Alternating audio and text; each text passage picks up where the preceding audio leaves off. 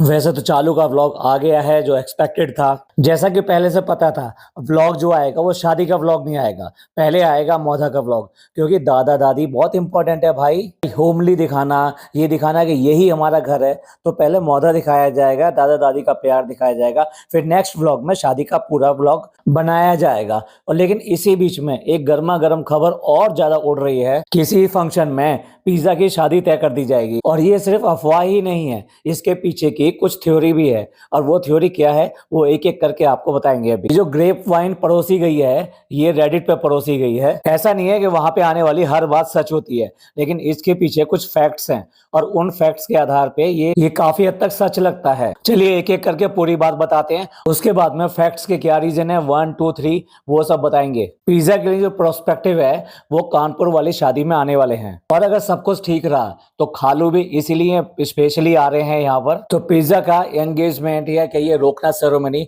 इसके बर्थडे के आसपास कर दी जाएगी। ये वैसे ही नहीं बात हो रही थी, पिज्जा की मम्मी यानी कि खाला इसीलिए ऐसे नहीं कह रही थी कि टेंट लगाएंगे, कुछ कुर्सियां मंगवा देंगे। क्या आपने कभी इससे पहले खाला को इतने सीरियसली बात करते देखा है, वो भी ऐसे टॉपिक के ऊपर? क्योंकि अगर उसके बेटी के बर्थडे के सेलिब्रेशन की बात हो रही है तो वो इतना ओवर रिएक्ट कैसे कर सकती है कि इसके लिए तुम बैंड बाजे बजवाएंगे, इसके लिए टेंट मंगवाएंगे, इसके लिए वो डीजे मंगवाएंगे, या फिर वहां पर जो कुर्सियां बिछवाएंगे। इस तरह की वो ओवर डिमांड कर ही नहीं सकती, ना ही उसकी वो नेचर है। और ना ही वो वहां पे वो टोंट कर रही थी इस बात के ऊपर कि तुम क्या कर लोगे, तुम टेंट भी नहीं लगा सकते, इसके लिए कुछ कर नहीं सकते। ऐसा नहीं है, वो सीरियसली इस बात को कह रही थी कि टेंट मंगाएंगे, कुर्सियां मंगाएंगे। चालो पी ने खास तौर से वहां पे टेंट का, कुर्सी का, इन सब का एक कैप्शन भी लगाया। ये सब वैसे ही नहीं हो रहा है। और दूसरी बात, पिज्जा की आईब्रो तो ना जाने कब से ऐसी है, आज तक कभी ख्याल आया इसको कि उसकी आईब्रो ठीक से बनवानी चाहिए? वो 21 साल की लगभग हो गई है। ये चीजें तो बच्चे की 15-16 साल के बाद में शुरुआत हो जाती है।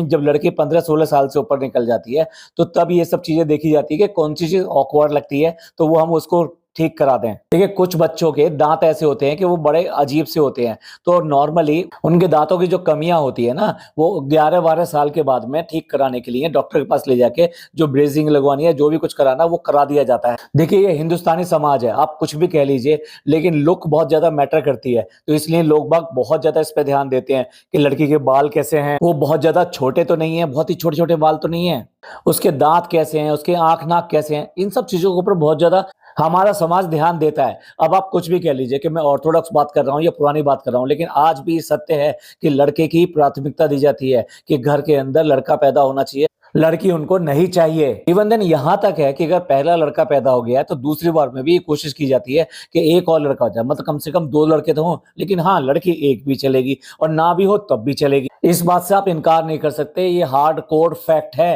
हिंदुस्तानी समाज का। इन स्पाइट ऑफ रिलीजन, मतलब कोई सा भी रिलीजन क्यों ना हो, ऐसा कुछ नहीं है कि ये कौन से रिलीजन की मैं बात कर रहा हूँ, सभी रिलीजन में यही सब माना जाता है। आजकल के मॉडर्न जो है लड़के लड़की चाहे इस बात को ना माने, लेकिन उनके घर में जो उनकी सास, उनकी जो दोनों मतलब नानी कह लीजिए, सास कह लीजिए, या अपनी सास कह लीजिए, ये सब जो होती हैं ये सब यही एक इंस्पायर करती हैं कि नहीं नहीं नहीं ऐसा नहीं चलेगा, एक लड़का ठीक नहीं है, आपको दूसरा लड़का भी चाहिए। तो चलिए हम बात कर रहे थे आईब्रो की, तो ये आईब्रो का ख्याल इससे पहले कभी भी नहीं आया, ये अभी आया। और उस बात के लिए उसकी माँ भी उसके साथ गई, ऐसा नहीं है कि वो अकेली गई थी, उसके साथ उसकी माँ गई। और माँ के जाने के बाद में उसने जो भी कुछ पेन था, जो डर था, सब कुछ था, वो सब कराने के बाद में कि नहीं, मैं उसका हाथ पकड़ के बैठ गई। और दूसरे देखिए, चालो पे ये चाहती तो ये चीज ना दिखाती, आईब्रो वाला किस्सा नहीं दिखाती, लेकिन उसने जानबूझ के दिखाया। और जानबूझ के उसने नेल पॉलिश वाली भी बात कही, क्योंकि कहीं ना कहीं वो पिज्जा को डाउन करना चाहती है। ये उसे नहीं पसंद कि उसकी शादी के बारे में बात की जाए, वो कहीं ना कहीं इसकी जो कमियां हैं उसको हाईलाइट करना चाहती है कि इसकी आईब्रो भी ऐसी है, इसकी आंख में जो प्रॉब्लम है वो भी है, और इसका नॉन इस्लामिक होना कि भाई नखून पे पॉलिश लगाना या नखून के ऊपर नखून लगाना, ये सब चीजें गलत मानी जाती हैं। आप ही सोचिए, अभी कुछ दिन पहले तक उसकी बहुत तारीफ कर रही थी कि ये अब समझदार हो गई है, ये काम करने लगी है। इनफैक्ट देखा जाए तो आज की डेट में परफेक्ट पीए, परफेक्ट असिस्टेंट इसकी बन गई है। वो धीरे धीरे करके उसने उसको इस तरह से बना ही लिया है। चलिए चालू और पे के बारे में बाद में बात करेंगे, पहले उन फैक्ट्स को क्लियर करते हैं जिनकी वजह से ये बात आई कि उसकी शादी की बात की जा रही है, क्योंकि आप सबके मन में भी यही क्यूरियोसिटी होगी, एकदम शॉकिंग होगा कि भाई अचानक ये सब बात कैसे आई और ये सच है या नहीं है। तो उसका फैक्ट चेक करने के लिए ही मैं एक एक करके सारे फैक्ट्स आपके सामने रखता हूँ। सबसे पहले मैं ये बताऊंगा कि ये शुरुआत कहाँ से हुई। जब ये दोनों के दोनों आए थे, यानी इनके बड़े पापा बड़े अम्मी आए थे, कानपुर से आए थे, शादी का दावत देने के लिए आए थे, तभी ये सब डिस्कशन हुआ और ये उनकी तरफ से सजेशन था। अब ये लड़की बड़ी हो गई है तो क्यों ना इसकी शादी कर दी जाए, और हमारे पास में एक अच्छा प्रपोजल है या मेरी एक सजेशन है कि इस तरह से किया जाए। और उसी पर ही बेटी खाला ने उनको डन किया कि ठीक है, अब के जब आएंगे तब हम जो शादी में उनसे मिलेंगे और आप उनसे मिलवाइए, हमको सही लगता है तो हम वहीं पर ही ये सब कुछ कर देंगे। और उसके बाद में खालू से ये बात हुआ और डिसाइड हुआ, और इस तरीके से जो अब तक बॉन्डेड लेबर बनी हुई थी, यानी कि इनकी खाला, वो एटलीस्ट अपनी लेबर को वसूल करने की कंडीशन में आई। अभी वो पहला मौका आया कि जब वो अपनी इस सब मेहनत का परिणाम पा सके, फल पा सके, क्योंकि अब तक उसने बिल्कुल ज्यादा कुछ पैसा इनसे ना चार्ज करते हुए, कुछ भी ऐसा फायदा ज्यादा ना उठाते हुए, सिर्फ बच्चे यहाँ पे रह रहे थे और खुद भी आके रहती है। कहा तो ये जाता है कि उसको भी 5,000 रुपए अब देना शुरू कर दिया है इसने, क्योंकि अब वो बच्चे बच्चे इन सब का पूरा काम कर रही है, इसके बच्चे का भी। चलिए लीव दैट पॉइंट, क्योंकि चालू ने बहुत कुछ कहा था कि भाई इसकी शादी तो हम करेंगे और हम ही इसकी शादी करवाएंगे, तो उसको छोड़ते हैं अभी, क्योंकि चालू के सारे पॉइंट हम एक साथ रखेंगे।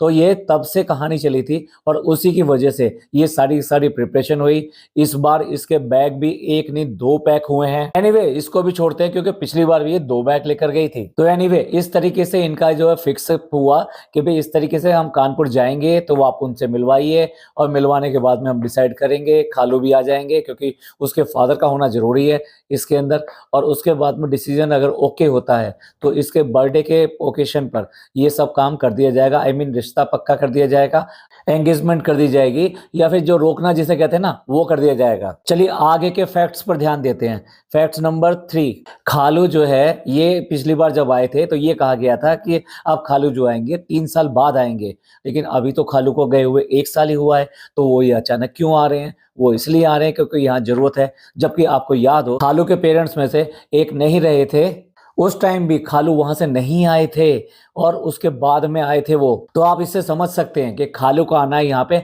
कैसे इंपॉर्टेंट दिखाई देता है और किस तरह से ये इंडिकेशन दे रहा है इस बात का कि समथिंग गोइंग टू हैपन। दूसरा, पिज्जा को ग्रूम कराना, यानी उसकी थ्रेडिंग कराना, उसकी वैक्सिंग कराना, उसका ट्रीटमेंट देना। अब आपने नोट किया हो तो नॉर्मली इसकी मदर यानी कि खाला कभी बाहर नहीं जाती है, वो घर पे ही रहती है, क्योंकि नानी के पास भी तो कोई सी का रहना होता है। लेकिन यहाँ पर वो साथ में गई उसके साथ में, और उसके बाद में उससे कहलवाया भी गया कि अभी करेगी या नहीं करेगी। और ये जो रोना धोना था, ये नॉर्मल वाला रोना धोना नहीं था, ये दूसरा वाला रोना धोना था। बस चालू ने बिल्कुल चालाकी से उस चीज को साफ कर दिया कि एग्जैक्टली वो किस बात पे रोई थी। क्या आपको लगता है कि वो मतलब 21 साल की लड़की, वो उसके जो ट्रीटमेंट हो रहा है उसकी वजह से ऐसे रोई होगी? अरे ना जाने कितने लोग जाके वहां पर ट्रीटमेंट कराते हैं, कौन रोकर आता है वहां पर। नेक्स्ट पॉइंट जो है ना वो ये है कि वो जो ड्रेस वैस ली गई है ना, वो जस्ट दिखाने के लिए ली गई है। ये बिल्कुल भी बर्थडे ड्रेस नहीं है, उसके लिए अलग ही ड्रेस है प्रिपेयर्ड। और अगर सब कुछ ठीक रहा तो वो ड्रेस पहनी जाएगी, अदरवाइज तो जो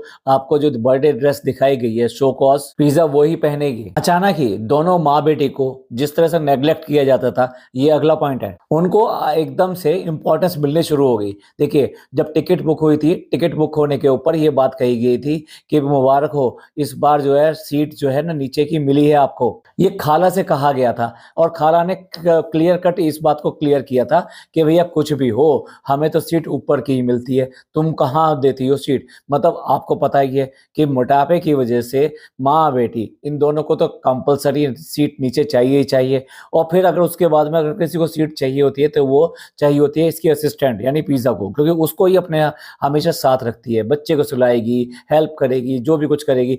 इस बर्थ के ऊपर वैसे तो बड़ा मुश्किल लगता है कि ये खुद भी लेट जाए और साथ में बच्चे को भी सुला ले। तो अचानक ही उनको जो सीट दे दी गई है वो भी नीचे की दी गई है, मतलब उनको खुश करने की कोशिश की जा रही है। और ये खुश करने की कोशिश क्यों की जा रही है ये अभी हम बताएंगे जब हम चालू वाले पॉइंट लेंगे। अगला पॉइंट अगर आप नोट करें तो माँ की तरफ से पिज़्ज़ा को इंस्ट्रक्शंस दी गई है अपने आप को ग्रूम करने की। यही वजह है कि वो नेल्स वगैरह इन सब की भी बात कर रही है कि नेल्स वगैरह ऐसे लगा लेगी। फिर लेकिन नहीं, चालोपी को पता है कि लोग बाग ऐसा बात करेंगे, तो साथ में बात को घुमाया भी गया है कि ठीक है, तुरंत लगा लेना और उसके बाद में तुरंत हटा देना। तो लुकिंग से या किसी भी चीज़ से उसको एक अच्छा प्रोस्पेक्ट दिखाने के लिए सारी कोशिश की जा रही है कि वो किसी तरीके से भी वो दूसरा आदमी जो आता है, मतलब जो भी प्रोस्पेक्ट आता है, वो प्रॉपर वे में उसको पसंद कर सके और मामला डन हो सके। और अचानक ही ये जो इम्पोर्टेंस है वो थंबनेल पे भी आ गई। मतलब इसके रोने वाला अंदाज और उसका फ़ोटो और खाला का फ़ोटो, ये सारा का सारा थंबनेल पे भी आ गया, क्योंकि ये ज़्यादा इम्पोर्टेंस दिखाई जा रही है इसकी। चालोपी का अचानक ही इनकी तरफ ना अटेंशन थोड़ा बढ़ गया है, दिखाने के लिए कि मैं कितना करती हूँ, मैं आपका कितना ख़्याल रखती हूँ। इसलिए आप मेरी बातों को गौर करो, अपनी बातों को उतना ज़्यादा मत ध्यान दो। जो मैं कह रही हूँ वो अच्छे के लिए कह रही हूँ, आपकी भलाई के लिए कह रही हूँ। और इसी चीज़ को शो करने के लिए आगे भी ये इसके कंटेंट का पार्ट रहेगी। आई मीन थंबनेल पे ये इम्पोर्टेंस का पार्ट रहेगी। अगर वैसे भी नोट करें, ये लोग अचानक ही इतना ज़्यादा खुशियाँ या इतनी ज़्यादा तैयारियाँ या स्पेशल इस तरह का फीचर्स क्यों कर रहे हैं शादी में जाने से पहले? मतलब ऐसा तभी होता है जब कोई बेस्ट या कोई बहुत बढ़िया फंक्शन या कोई चीज़ इवेंट होने जा रही होती है, आप उसके लिए ये सब इतनी सब तैयारियाँ करते हैं। नहीं तो आप नोट कीजिए कि चालू कहने को अपने भाई की शादी में जा रही है, लेकिन शादी में नहीं गई है, ये 101% ट्रू है। उसकी शादी हो चुकी है जब तक वहाँ ये पहुँची थी, और उसके बाद में ये रिसेप्शन में वहाँ पर गई है। भाई जिनके घरों की शादी होती है ना, तो वो तो सारे फंक्शन में शामिल होते हैं और उन सारे फंक्शन को एन्जॉय भी करते हैं अपने घर को, उसमें पार्ट भी लेते हैं। पर ये यहाँ जैसे दूसरों की शादियाँ होती है या बाकी शादियाँ होती हैं, ये उससे बिल्कुल भी डिफरेंट नहीं है। ये सिर्फ़ और सिर्फ़ वहाँ पर जाएगी और सिर्फ़ और सिर्फ़ किसके लिए जाएगी? रिसेप्शन के लिए जाएगी। चलिए अभी तक जो हमने बात करी, वो बात करी डॉटर खाला की और पिज़्ज़ा की बात करी। अब थोड़ा-सा चालू की बात कर लेते हैं, क्योंकि भई कुछ भी कह लो, जेलर तो वही है और जेलर से ज़मानत के बिना तो कैदी कैसे आज़ाद होगा? तो चलिए कुछ जेलर की भी बात कर लेते हैं। जेलर बिल्कुल नहीं चाहेगा उसका कैदी किसी भी तरीके से उसके चंगुल से छूट जाए, क्योंकि अभी तो उसने उसको पूरी तरह से फरमाबरदार, पालतू एक तरीके से बनाया है कि जैसा वो कहे, जैसे उसके इशारों पे वो नाचे। और वो आज की डेट में अगर आपने देखा हो, इतना वो उसके घर के बारे में नहीं सोचती, चालू अपने घर के बारे में सोचती, जितना कि पिज़्ज़ा अपने उसके घर के बारे में सोचती है, उसके कामों के बारे में सोचती है, उसके बच्चे के कामों के बारे में सोचती है और उसके खुद के बारे में सोचती है। ये आपने देखा ही होगा। इवन देन कोई भी अगर चालोपी के बारे में कोई भी बात कहे, तो चालोपी के जवाब देने से पहले वो बोलती है, नहीं चालोपी नहीं। तो चालोपी बिल्कुल नहीं चाहेगी कि अभी ये इस तरीके से यहाँ से चली जाए। इसका पूरा का पूरा 101% जो आगे का फ्यूचर प्लान होगा, क्योंकि इसके साथ में एक मास्टरमाइंड भी है और वो मास्टरमाइंड आप सबको पता है। तो इसका पूरा का पूरा यही प्लान होगा कि मौधा के किसी लड़के को उठाए और उससे उसकी शादी करवाए, और वो ऐसा लड़का कि जो कमाता-धमाता ना हो, ज़्यादा कुछ करने वाला ना हो, इनके इशारों पे नाचने वाला हो, या कहिए कि दूसरा गुटकू हो, और उसको वहाँ से उठा कर लाए और यहाँ पे मुंबई में ले जाके यहीं पे सेटल कराए। आई मीन इनकी शादी करा दे, और शादी कराने के बाद में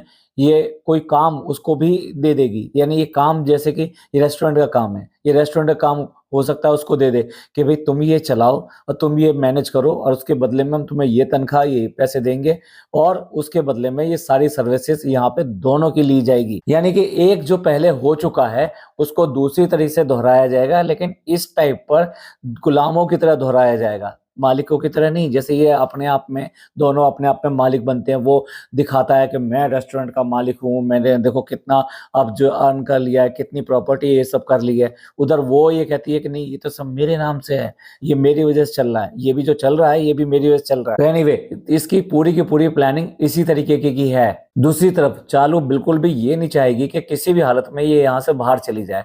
वो उसका रीज़न एक और दूसरा भी है, वो प्रोफेशनल है। प्रोफेशनल से मतलब अभी इसने उसको इंस्टा अकाउंट खोल कर दिया है, लेकिन जल्दी ही अगर ये कहीं बाहर चली जाती है तो इसका भी यूट्यूब चैनल खुल जाएगा। दुनिया में फ़नी एक ही नहीं है, और भी कई सारे फ़नी हैं, और वो लोग भी दिमाग रखते हैं। जब कोई दूसरा आएगा और इसके साथ रहेगा, तो डेफ़िनेटली वो अर्न करने के लिए इसको एक सोने की मुर्गी की तरह देखेगा कि अगर ये इतना कमा सकती है, तो ये भी तो कुछ कमा सकती है।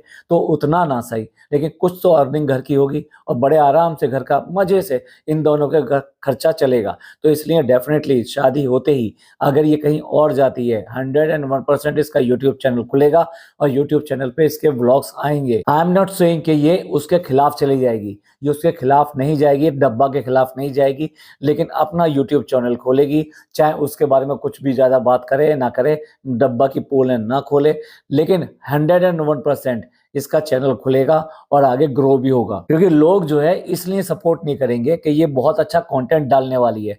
चालू से जो भी खफा हैं या ये कहिए कि ये दिखाना चाहते हैं, सिंपैथी रखते हैं पिज़्ज़ा से कि भाई उसके साथ में कितना बुरा किया गया, वो सब लोग उसको जाके जो है सब्सक्राइब करेंगे और उसको व्यूज़ देंगे। जैसे कि आपने इंस्टा पे देखा, आपको लगता है कि वो लड़की इतनी ही हकदार है जितने उसके इंस्टा फॉलोअर्स हो गए। उसके इंस्टा अकाउंट बना हुआ तो ना जाने कितना टाइम हो गया, लेकिन अब एकदम से इंस्टा अकाउंट जब डिक्लेयर हुआ उसके बाद में उसने ऐसा क्या उखाड़ लिया, क्या करके दिखा दिया जो लोगों को इतना पसंद आ गया कि उसके इतने सारे फॉलोअर्स बढ़ गए। ये सिर्फ और सिर्फ लोगों की सिंपैथी थी उसकी तरफ कि वो देख रहे थे कि किस तरीके से इन दोनों बच्चों को शोषित किया जाता है, इनका फायदा उठाया जाता है और इनका फ्यूचर बर्बाद किया जाता है। तो उसकी वजह से, उस सिंपैथी की वजह से इतने सारे फॉलोअर्स बढ़े। सेकंड, जो भी इसके लिए नेगेटिव सोचते हैं वो भी इसके साथ आए।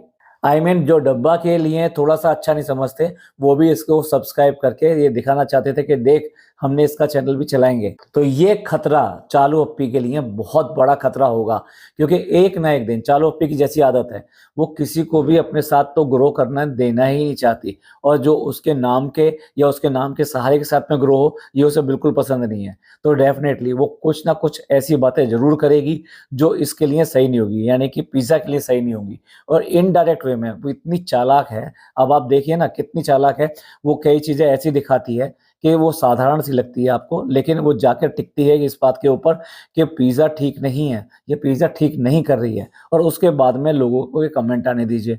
और यही ये काम करती है हर एक किसी के साथ में। तो इसलिए चालू अप्पी हर तरीके से ये कोशिश करेगी किसी के भी तरीके से ये जो अरेंजमेंट होने जा रहा है, ये प्रोग्राम होने जो जा रहा है, ये ना हो, इन लोगों के ब्रेन वॉश किए जाएं, इनको बहकाया जाए, इनको बताया जाए कि नहीं अभी करने की जरूरत नहीं है, अभी क्या है, एज नहीं है, कुछ नहीं है, अभी वो जानती क्या है, ठीक से पढ़ाई पूरी नहीं हुई है, तो ये सब उसका पूरा हो जाएगा तो फिर हम करेंगे और हम बहुत अच्छा करेंगे, और हम इसे, आप चिंता मत करो, हम मुंबई में काम दिलाएंगे, मुंबई में सब कुछ कराएंगे, और ये ऐसी ठाट से रहेगी जैसे कि हम लोग रहते हैं। सब्ज बाग और बहुत अच्छे अच्छे सपने बिल्कुल अभी परोस कर रखे जाएंगे, इसलिए इन दोनों का बहुत ख्याल रखा जाने वाला है जल्दी में। अब देखिए आगे क्या होता है, कितनी सच्चाई है, कितने तक चलती है, लेकिन ये फैक्ट है, ये जो बातें आई हैं इनमें कुछ आधार है, कुछ फैक्ट्स हैं। तो देखने वाली बात है कि आगे किस तरह से क्या प्रोसेस होता है, कौन किसको कितना ज्यादा कन्विंस कर पाता है, या ये कह लीजिए कि स्ट्रेटेजिकली अपने मतलब का फायदा उठा पाता है। आप लोग इस सब के बारे में क्या सोचते हैं, प्लीज कमेंट करके जरूर बताइएगा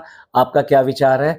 ये पॉडकास्ट आपको अच्छा लगा हो तो प्लीज लाइक कीजिए, सब्सक्राइब कीजिए, शेयर कीजिए। थैंक यू, धन्यवाद, शुक्रिया।